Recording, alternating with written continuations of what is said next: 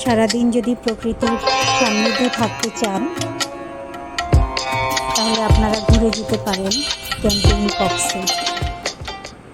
খুব সুন্দর প্রকৃতির সাথে সারাদিন উপভোগ করতে পারবেন এবং ভালো লাগাময় একটি দিন হবে।